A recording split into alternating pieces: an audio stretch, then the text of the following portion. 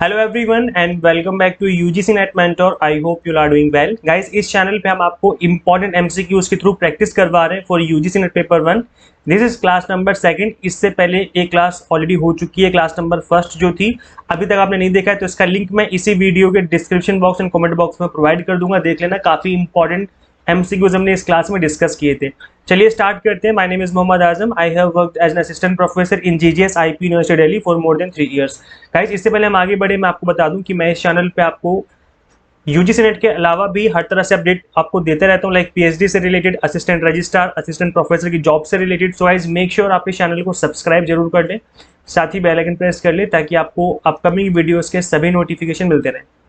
Okay so guys, आपकी screen पर first question आ चुका है और इसके बाद हिंदी मीडियम वाले स्टूडेंट्स के लिए भी कंटेंट है, तो आप लोग घबराएं नहीं।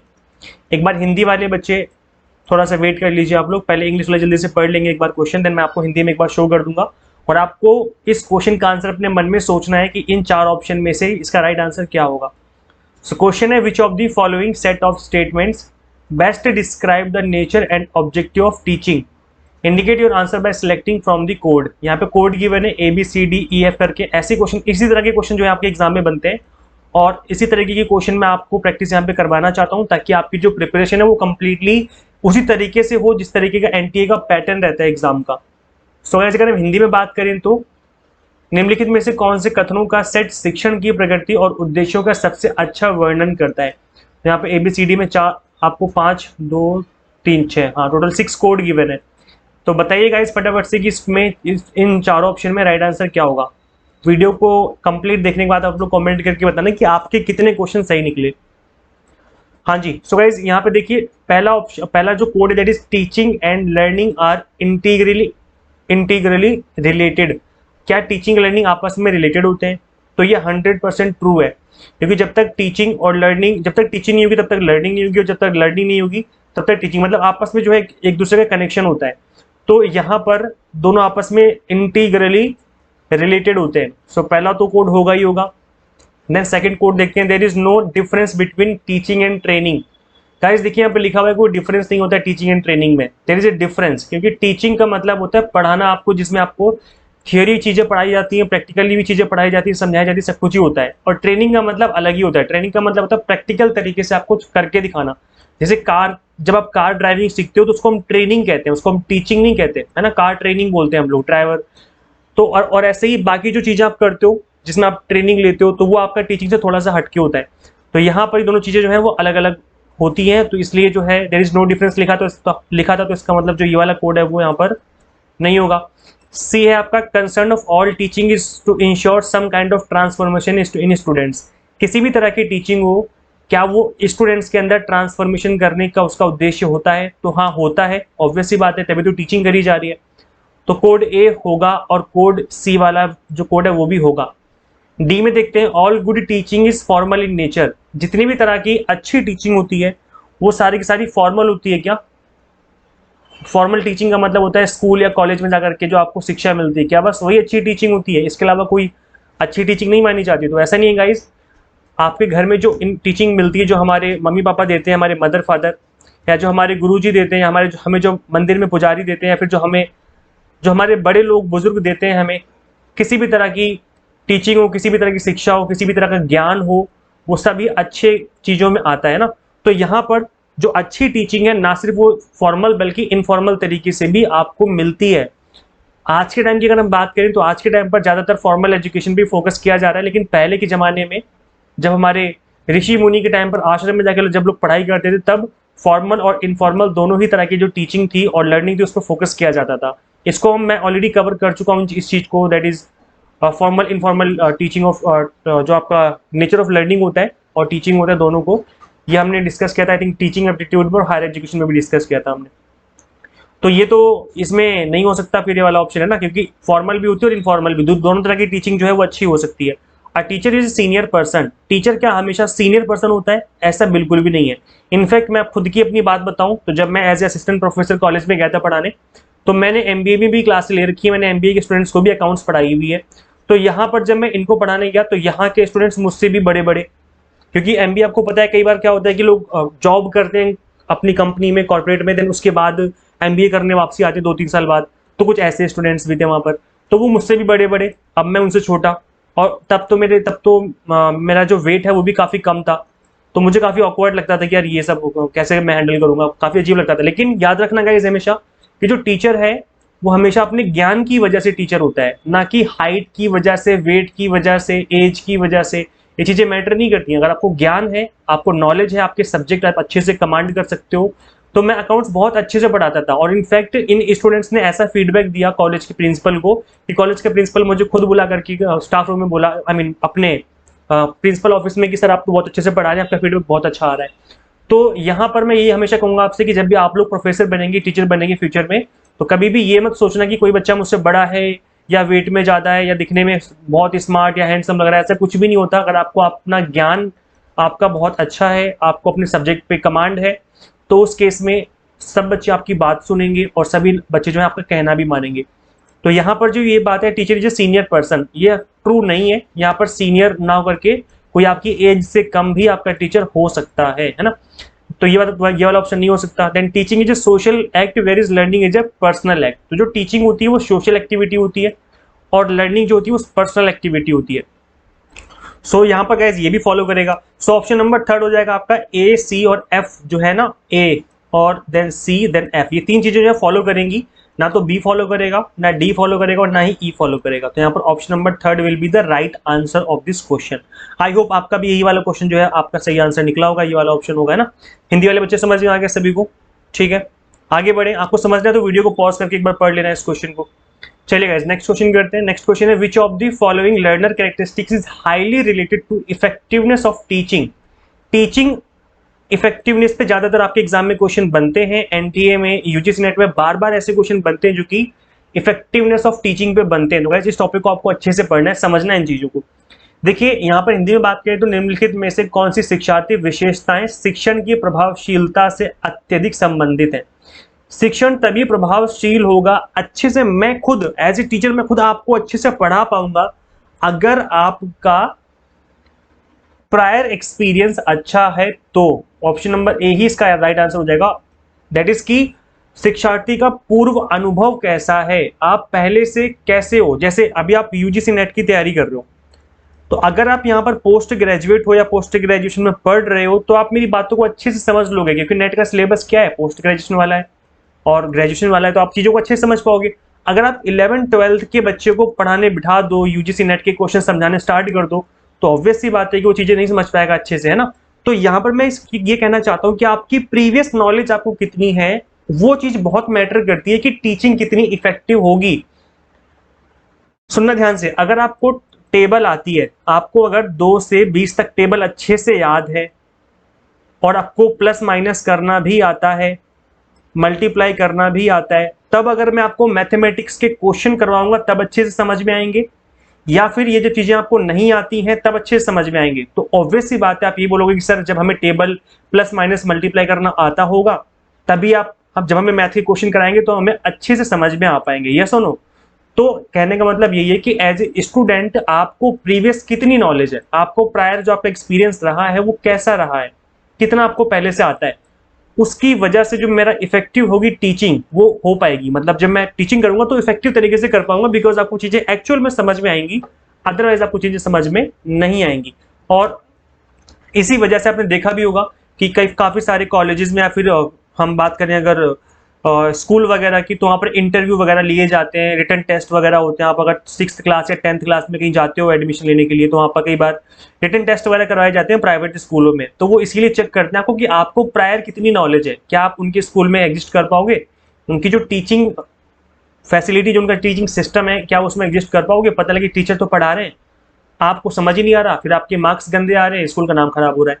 तो इसलिए ये चीजें जो है वहाँ पर देखी जाती हैं। So option number first that is prior experience of learner is the right answer of this question, है ना। चलिए गाइस नेक्स्ट क्वेश्चन करते हैं। नेक्स्ट क्वेश्चन इसमें है आपका असर्शन रीजन वाला, और मैं आपको बता दूं कि असर्शन रीजन पे मैं एक अलग से वीडियो लेके आने वाला हूं। उसमें थोड़ा सा मैं पहले रिसर्च करूंगा, थोड़ा टाइम लगेगा, ऐसे नहीं अचानक से वीडियो नहीं बनती। मैं हमेशा चीजों को अच्छे से करने की कोशिश करता हूं, तो इसलिए पहले मैं थोड़ा सा रिसर्च करूंगा इस टॉपिक पे कि असर्शन रीजन को और कैसे बेहतर तरीके से आपको समझा सकूं, और इस तरह के जो क्वेश्चन है आपके मन में जो डर बैठा हुआ है वो खत्म किया जा सके। तो थोड़ा सा मैं रिसर्च करूंगा इस टॉपिक पे 2-4 दिन में या फिर 1 वीक के अंदर जो है मैं आपको इस लेक्चर को डिलीवर करने की कोशिश करूंगा। सो गाइस यार, मेक श्योर आप चैनल को सब्सक्राइब कर लिया करो यार, आपने सब्सक्राइब नहीं करते, पता है कितनी मेहनत लगती है आपको पढ़ाने में। मतलब एज ए टीचर मैं आपको इफेक्टिव तरीके से तभी पढ़ा पाता हूँ जब मैं चीजों को रिसर्च करता हूँ, उन क्वेश्चंस को निकालता हूँ जो कि मोस्ट इंपॉर्टेंट है, या उन चीजों को उस तरीके से डिलीवर करता हूँ जिससे कि आपको चीजें अच्छे से समझ में आ पाए। लेकिन आप लोग सब्सक्राइब नहीं करते यार, चैनल को सब्सक्राइब करो, जहाँ पे अच्छी चीजें हो रही है एटलीस्ट उसको तो सपोर्ट करो। आप लोग सब्सक्राइब ही नहीं करते, क्लास देखते हो चले जाते हो, तो यार ये अच्छी बात नहीं है ना। सब्सक्राइब करो, चलो जल्दी से फटाफट जो सब्सक्राइब बटन है उसको हिट कर दो एक बार जल्दी से, प्यार से, है ना। अच्छे बच्चे हो तो जल्दी से कर दो, आपके अच्छे मार्क्स आएंगे फिर, ठीक है। देखिए गाइस, तो गाइस यहाँ पर क्वेश्चन आपका असर्शन में है, all teaching should aim at ensuring learning, और रीजन क्या गिवन है, all learning result from teaching. तो इस क्वेश्चन का आंसर तो आई थिंक एक छोटा सा बच्चा भी दे देगा 10th-12th क्लास का, क्योंकि यहाँ पर देखो साफ साफ लिखा हुआ है, एक बार हिंदी में भी पढ़ लेते हैं हिंदी वाले बच्चों के लिए। अभिकथन है, सभी शिक्षण का उद्देश्य अधिगम सुनिश्चित करना होना चाहिए, और कारण गिवन इसका, सभी सीखने का परिणाम शिक्षण से होता है। तो गाइस देखिए यहाँ पर अगर हम देखें तो जितनी भी तरह की टीचिंग होती है, all teaching should aim at ensuring learning, किसी भी तरह की टीचिंग हो, चाहे साइंस पढ़ाऊं मैं आपको, चाहे मैथ पढ़ाऊं, कॉमर्स पढ़ाऊं, हिंदी पढ़ाऊं, हर तरह की टीचिंग, कुछ भी सिखाऊं मैं आपको, कुछ भी टीचिंग करूं मैं आपसे, तो मैं इंश्योर करूं कि आप लर्निंग हो रही है नहीं हो रही है, आपको समझ में आ रहा है नहीं आ रहा है। देयर इज मस्ट, ये चीज मस्ट है टीचिंग के लिए कि इस चीज को इंश्योर करना कि आपको समझ में आ रहा है, लर्निंग हो रही नहीं हो रही है। तो अब असर्शन तो ठीक है, ये तो फॉलो करेगा। रीजन देखते हैं, all learning result from teaching, जितनी भी तरह की लर्निंग है सारी की सारी टीचिंग से ही होती है, तो ये बात गलत है। क्योंकि जो हमारे न्यूटन भैया थे, सॉरी सर आइजक न्यूटन, इनको तो सर ही बोलना पड़ेगा बिकॉज इनके सर पे एप्पल गिरा था ना, सेब गिरा था, तो ये इन्होंने सीखा था अपने आप से कि भाई चीजें नीचे गिरती हैं, और नीचे गिरने देती हैं, इसका मतलब ग्रेविटी होती है, और सारी चीजें नीचे गिरती हैं, इस तरीके से उन्होंने लॉ बना दिया, लॉ ऑफ ग्रेविटी। तो इसका मतलब क्या है कि इन्होंने विदाउट टीचिंग, इनके टीचर ने नहीं बताया था कि एप्पल नीचे गिरते हैं, इन्होंने खुद अपनी चीजों से, अपने जो सेंसेज है उनसे, उन चीजों से इन्होंने इस चीज को ऑब्जर्व किया था। तो गाइस कहने का मतलब ये है कि जो ऑल लर्निंग है वो जरूरी नहीं कि टीचिंग से ही है, आप खुद से भी कई बार चीजें लर्न करते हो, सीखते हो, है ना, अपने ऑब्जर्वेशन से भी चीजें लर्न करी जा सकती हैं। सो जो रीजन है वो फॉलो नहीं कर रहा है यहाँ पर। सो ओनली ए जो है वो ट्रू है, सो यहाँ पर A is true and R is false, option number 3 will be the right answer. I hope अब आपका भी आंसर जो है ऑप्शन नंबर 3 ही रहा होगा, है ना, कमेंट करके बताना बाद में। चलिए गाइस नेक्स्ट क्वेश्चन करते हैं। नेक्स्ट क्वेश्चन आपकी स्क्रीन पे आ चुका है, मैच करना है सेट 1 सेट 2 से। यहाँ पर रिसर्च टाइप्स गिवन है, यहाँ पर कैरेक्टरिस्टिक्स गिवन है। अब देखिए 4 रिसर्च है, fundamental research, applied research, action research and evaluative research. Guys अब आप, मैं देखो आप लोगों का मुझे नहीं पता, लेकिन मुझे इस तरह के क्वेश्चन बहुत इजी लगते थे जब मैंने अपना यूजीसी नेट का एग्जाम दिया था। काफी सारे बच्चों को लगता होगा कि यार ये का इतना बड़ा क्वेश्चन आ गया, अरे ये तो मैचिंग करनी पड़ेगी यार, ये मुझे तो पता भी नहीं है कि इवेल्युएटिव रिसर्च क्या होती है, अप्लाइड रिसर्च क्या होती है, मुझे इस बारे में तो आइडिया भी नहीं है। लेकिन कोई बात नहीं, घबराओ नहीं, मैं यहाँ पे हूँ, मैं आपको आज इस तरीके से समझाऊंगा इस क्वेश्चन को कि इस तरह के क्वेश्चन आपको कभी टफ नहीं लगेंगे, और आपके सर के ऊपर जो बर्डन आ जाता है ना, अचानक से प्रेशर आ जाता है कि ऐसा क्वेश्चन कैसे आ गया, ये तो नहीं कर पाऊंगा मैं, तो ऐसी सोच जो है आपके दिमाग से हमेशा के लिए खत्म हो जाएगी। अब ध्यान से सुनना मैं क्या बोल रहा हूँ। अच्छा, हिंदी मीडियम वाले बच्चे घबरा रहे होंगे कि सर ये क्या है, अगले स्लाइड पे हिंदी में भी है, तो घबराने की जरूरत नहीं है। आप अगर चाहें तो इस वीडियो को पॉज कर लो, यहीं पर पढ़ लो इसको, देन उसके बाद आप इस वीडियो को आगे कंटिन्यू कर सकते हैं, हिंदी मीडियम वाले स्टूडेंट्स, है ना। चलिए एक बार मैं यहाँ पर पढ़ के समझा देता हूँ।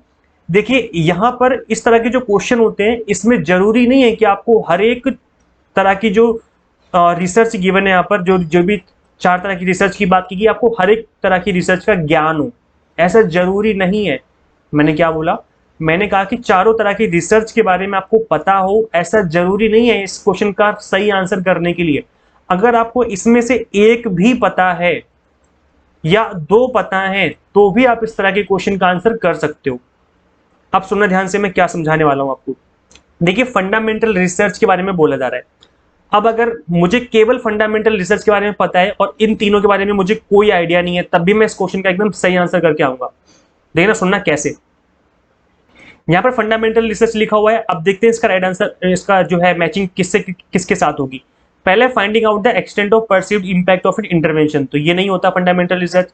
Developing an effective explanation through theory building, भैया इसी को कहते हैं फंडामेंटल रिसर्च। फंडामेंटल रिसर्च का मतलब ही होता है कि आप बिल्कुल ही मौलिक जो स्टार्टिंग की थ्योरी है आप उसको डेवलप करना चाहते हो, एक्सप्लेनेशन, इफेक्टिव एक्सप्लेनेशन दे करके। तो यहाँ पर हमारा काम होता है developing an effective explanation through theory building. Theory बना करके आपने कोई चीज बता दी, जैसे ग्रेविटी है, अब आपको पता है कि सारी चीजें जो है नीचे ही गिरती हैं, कुछ भी फेंको नीचे ही आएगा, तो आपने इफेक्टिव तरीके से चीजों को एक्सप्लेन करके एक थ्योरी जो है वो बना दी। तो ये क्या एक तरीके से फंडामेंटल रिसर्च कही जाएगी, है ना, साइंटिफिक रिसर्च। तो गाइज यहाँ पर जो एक ऐसी रिसर्च जो कि बिल्कुल बेसिक रिसर्च होती है, जिसमें आप चीजों को एक्सप्लेन कर करके एक थ्योरी बना देते हो, फंडामेंटल रिसर्च की कैटेगरी में आती है। मतलब ए का सेकंड है, अब आप देखो ए का सेकंड है, मतलब या तो ये आंसर होगा या तो ये आंसर होगा। अब ये नहीं हो सकता, ये नहीं हो सकता, देख रहे हो। मैंने आगे क्वेश्चन भी नहीं पढ़ा अभी तक और मुझे पता चल गया कि ना तो सेकंड आंसर ना ही थर्ड आंसर है, समझ रहे हो। इस तरीके से आपको सोचना है एग्जाम में। भाई एग्जाम में थोड़ा सा चालाकी दिखाओगे ना तो आपका इजीली जो है अच्छा पेपर निकल जाएगा। तो थोड़ी चालाकियां भी दिखानी होती है, ठीक है। Applied research, action research and evaluative research, अगर इसमें किसी भी एक के बारे में आपको पता है तो आपका आंसर निकल जाएगा, क्योंकि यहाँ पर जो ऑप्शन गिवन है नेक्स्ट 3 वो अलग अलग गिवन है ना। तो आप सुनना ध्यान से। अगर मैं बात करूं एक्शन रिसर्च की, ऑप्शन नंबर सी की, तो एक्शन रिसर्च क्या होती है? Improving an existing situation through use of intervention. कोई एग्जिस्टिंग सिचुएशन है जो कि प्रॉब्लम क्रिएट कर रही है, इसको ठीक करना एक इंटरवेंशन का यूज करके। अब जो कॉमर्स एंड मैनेजमेंट के बच्चे हैं उन्होंने पढ़ा होगा अपनी कॉमर्स एंड मैनेजमेंट में कि इंटरवेंशन क्या होता है। इंटरवेंशन का मतलब होता है कि एक बाहरी तत्व, एक बाहरी फोर्स जो कि एक प्रेजेंट सिचुएशन को ठीक करने में हमारी हेल्प करता है। तो इसका राइट आंसर क्या हो जाएगा एक्शन रिसर्च का? इंप्रूविंग एन एग्जिस्टिंग सिचुएशन, मतलब एक प्रॉब्लम को आप ठीक करना चाहते हो। एक्शन रिसर्च वही होती है जो कि एक एक्चुअल में जो रियल लाइफ प्रॉब्लम है उसको ठीक करना, उसी को हम एक्शन रिसर्च कहते हैं। एक एक्शन लेना और उसको एक एग्जिस्टिंग प्रॉब्लम को ठीक कर देना। तो सी का हो जाएगा थर्ड। अगर चलो ठीक है, आपको इसके बारे में भी नहीं पता, कोई आइडिया नहीं है, लेकिन आपको ये पता है कि इवैल्यूएटिव रिसर्च क्या होती है, क्योंकि इसके वर्ड में इवैल्यूएटिव है। इवैल्यूएटिव का मतलब समझते हो ना क्या होता है? जब आप पेपर दे करके आते हो तो उसका इवैल्यूएशन किया जाता है ना। भाई इवैल्यूएशन का क्या मतलब होता है कि आप क्या करके आए उसको चेक करना, यही तो इवैल्यूएशन होता है ना। तो यहाँ पर इवैल्यूएटिव रिसर्च क्या होगी फिर? Finding out the extent of perceived impact of an intervention. तो किसी चीज को इवैल्यूएट करना इवैल्यूएटिव रिसर्च कहलाएगा। भाई आप फाइंड आउट कर रहे हो ना extent of perceived impact of an intervention. Intervention का मतलब होता है एक बाहरी तत्व का इंटरवेंशन हुआ और आपने किसी प्रॉब्लम को ठीक कर दिया, तो उसको इवैल्यूएट करते हो आप, उसको बोलते हैं हम लोग इवैल्यूएटिव रिसर्च। मतलब किसी चीज के सही होने की या किसी भी चीज को चेक करना है तो इवैल्यूएशन कहलाता है ना। जैसे आप पेपर दे के आए तो उसको चेक किया जाएगा ना कि कितना आपने स्कोर किया है, आपकी परफॉर्मेंस कैसी रही है। तो इसी को कहते हैं कि जब एक एग्जिस्टिंग प्रॉब्लम होती है उसको जब ठीक किया जाता है किसी चीज को लेकर के, तो उस चीज का जो रिजल्ट रहा उसको ठीक करने को लेकर के उसको चेक करना ही तो इवैल्यूएटिव रिसर्च होता है ना। तो यहाँ पर एक्शन रिसर्च हो जाएगा थर्ड, इवैल्यूएटिव रिसर्च हो जाएगा फर्स्ट, फंडामेंटल रिसर्च हो जाएगा ये वाला। और इसके अलावा आपका अप्लाइड रिसर्च है, तो अप्लाइड रिसर्च का हो जाएगा improving an existing situation through use of, नहीं ये तो आपका ये वाला है ना। अप्लाइड रिसर्च का हो जाएगा ये फोर्थ वाला, exploring the possibility of a theory for use in various situation. तो यहाँ पर गाइस आपने देखा कि यहाँ पर मुझे चारों रिसर्च के बारे में नहीं पता था, मुझे बस फंडामेंटल के बारे में और इवैल्यूएटिव बाग के बारे में पता था मुझे, या मुझे फंडामेंटल या फिर एक्शन के बारे में पता था, तो भी मैं इस क्वेश्चन का आंसर जो है 99% चांसेस रहेंगे कि आप इस तरह के क्वेश्चन का आंसर बिल्कुल ठीक करके आओगे। तो यहाँ पर राइट आंसर क्या हो जाएगा फिर? Option number first, that is a का सेकंड, बी का फोर्थ, सी का थर्ड एंड डी का first. So this will be the right answer of this question, है ना। आई होप आपको समझ में आ गया होगा। अभी हिंदी वाले बच्चे पढ़ लेना इस क्वेश्चन को। जल्दी से नेक्स्ट क्वेश्चन करते हैं। The problem of research ethics is concern with the which aspect of research activities. Research ethics की समस्या का संबंध शोध गतिविधियों के किस पहलू से होता है? जो आपकी रिसर्च एक्टिविटीज जो अभी आप परफॉर्म करते हो, इसमें रिसर्च एथिक्स जो है वो किस चीज से कंसर्न होती है। So following the prescribed format of thesis, thesis के फॉर्मेट कैसा होना चाहिए ये आपकी यूनिवर्सिटी बताती है आपको, और ये थोड़ा बहुत वेरी कर सकता है अलग अलग यूनिवर्सिटी में। वैसे एक स्टैंडर्ड फॉर्मेट तो होता ही है, लेकिन थोड़ा बहुत जो हल्का फुल्का जो वेरी कर सकता है, तो इसका कोई लेना देना नहीं रिसर्च एथिक्स से, ये तो आपके यूनिवर्सिटी के नॉर्म्स होते हैं। Data analysis through qualitative and quantitative techniques, तो इसका भी कोई लेना देना नहीं, क्योंकि डेटा एनालिसिस तो आप कैसे भी कर सकते हो, क्वालिटेटिव क्वांटिटेटिव कोई भी मेथड यूज कर लो, कोई दिक्कत नहीं है। Defining the population of research, अब ये तो एक आपको करना ही पड़ेगा, तो प्री रिक्वायरमेंट है आपके रिसर्च की, तो ये तो करना ही पड़ेगा, इसमें कोई एथिक्स का लेना देना नहीं है। एविडेंस बेस्ड रिसर्च रिपोर्टिंग, तो यहाँ पर आपका रिसर्च एथिक्स का लेना देना है कि जो आपके एविडेंस हैं आप उन्हीं के बेस पर रिसर्च करो, अपने मन से कुछ ना करो, नहीं तो जो रिसर्च के रिजल्ट है वो गलत होंगे, फिर आप जो चीजें वो ठीक नहीं कर पाओगे। So option number 4 will be the right answer of this question. I hope आपको समझ में आ गया होगा। यहाँ पर रिसर्च एथिक्स की डेफिनेशन भी गिवन है, आई होप आपको इसके बारे में आइडिया होगा कि भाई चीज़ों को अच्छे से करना, किसी को नुकसान ना पहुंचाना, साइंटिफिक मिसकंडक्ट ना करना, रेगुलेशन ऑफ रिसर्च को फॉलो करना, ये तो आपकी रिसर्च एथिक्स होती है। यार आप लोग ना कमेंट नहीं करते, क्लास लेने के बाद कमेंट करके बताया करो कि क्लासें कैसी लगती हैं आपको, है ना। देखिए गाइस, यहाँ पर कुछ मैंने प्रिंसिपल भी डाल दिए रिसर्च एथिक्स के कि ऑनेस्टी होनी चाहिए आपकी रिसर्च में, इंटीग्रिटी होनी चाहिए, ह्यूमन सब्जेक्ट को मतलब ह्यूमन को नुकसान ना पहुंचाएं, एनिमल को नुकसान ना पहुंचाएं, रिस्पॉन्सिबल पब्लिकेशन हो, ऐसा ना हो कि चोरी चुपके से आपने पैसे दे करके करवा दिया, कॉन्फिडेंशियल होना चाहिए, जो डेटा आपने यूज किया है लोगों का डेटा कॉन्फिडेंशियल रहना चाहिए, जो भी आपके कॉपीराइट या फिर इंटेलेक्चुअल प्रॉपर्टी राइट्स हैं, मतलब जो भी आपके ऐसे ही प्रॉपर्टी हैं जो कि इंटेलेक्चुअल प्रॉपर्टी कहलाती हैं, कॉपीराइट्स वगैरह होते हैं, तो इनको आप थोड़ा सा रिस्पेक्ट करें, इनको फॉलो करें, मतलब किसी की कॉपी ना करें आप। ऑब्जेक्टिविटी होनी चाहिए। ऑब्जेक्टिविटी का मतलब क्या होता है कि भाई किसी का पक्षपात ना हो, ना करें आप, तरीके से काम करें, है ना। तो ये जो इसके प्रिंसिपल्स हैं इनको फॉलो करना जरूरी होता है रिसर्च में। गाइज इसी तरीके से मैंने अपने कंप्लीट क्रैश कोर्स में पढ़ाया है। अगर आपको क्लास अच्छी लगी है तो आप हमारा कंप्लीट क्रैश कोर्स जो है वो स्टार्ट कर सकते हो। UGC NET mentor app, Android app हमारी इंस्टॉल कर सकते हो। इस पे अभी जो सितंबर में एग्जाम होने वाले हैं उनका एक स्पेशल बैच चल रहा है, स्पेशल 1 मंथ वाला, आप इसको ज्वाइन कर सकते हो। अदरवाइज अगर आपकी प्रिपरेशन दिसंबर वाले सेशन के लिए तो 6 मंथ या 12 मंथ वाला बैच आप ज्वाइन कर सकते हो। तो 6 मंथ में तो आप आराम से तसल्ली से सारी चीज़ें कवर कर ही लोगे। तो ये जो चीज़ें मैंने खुद चीज़ें कवर करी, सारे लेक्चर्स आपके अवेलेबल हैं, आप देखेंगे। मैथमेटिकल रीजनिंग और रीजनिंग एंड रिसर्च एप्टीट्यूड को तो मैंने बहुत अच्छे से पढ़ाया, बिल्कुल बेसिक तरीके से चीज़ों को, हर एक टॉपिक को कवर किया हुआ है। और इसके अलावा आप देखेंगे यहाँ पर टेस्ट भी हैं, मॉक टेस्ट है, ताकि आप प्रैक्टिस कर सकें। ऑनलाइन मॉक टेस्ट है, जैसे एग्जाम में रहते हैं आपके, इंग्लिश हिंदी दोनों मीडियम में, है ना। आप देखेंगे हर एक टॉपिक को, हर एक यूनिट को मैंने बहुत ही बेसिक तरीके से कवर किया हुआ है। तो आपकी जो प्रिपरेशन है वो बहुत अच्छे से हो जाएगी, जिस तरीके से एनटीए क्वेश्चन पूछता है। यूजीसी नेट पेपर 1 अवेलेबल है, कॉमर्स भी अवेलेबल हो चुका है, मैनेजमेंट जल्दी अवेलेबल हो जाएगा। इंग्लिश हिंदी हिंदी दोनों में ही कंटेंट है, जैसे आज की क्लास में था हमारा। एनटीए क्वेश्चन आस्किंग पैटर्न जैसे पूछता है एनटीए, उस तरीके से चीज़ों को कवर किया हुआ है। 95 मॉक टेस्ट है, ताकि आप प्रैक्टिस कर सकें। पीडीएफ में नोट्स भी अवेलेबल है, ताकि आप डाउनलोड करके बाद में प्रिंट आउट भी निकाल सकते हैं, चाहे तो आप पीडीएफ से भी स्टडी कर सकते हैं। So guys, thank you so much for watching this class. Share this video with all UGC net and JRF set aspirants. ना आप लोग वीडियो शेयर नहीं करते यार, ग्रुप वगैरह में शेयर कर दिया करो, जो भी आपके फ्रेंड्स वगैरह के ग्रुप है, ताकि उनको भी पता चले कि यहाँ पे क्लासेस चल रही हैं, छोटी छोटी क्लासें 15-20 मिनट की, ताकि आपकी जो प्रिपरेशन है वो भी हो जाए और आप लोग बोरियत भी फील ना हो आप लोग को, है ना। सो गाइस, फिर इस लेक्चर में इतना ही, मिलते हैं नेक्स्ट क्लास में। Till then keep watching UGC NET mentor. Thank you so much.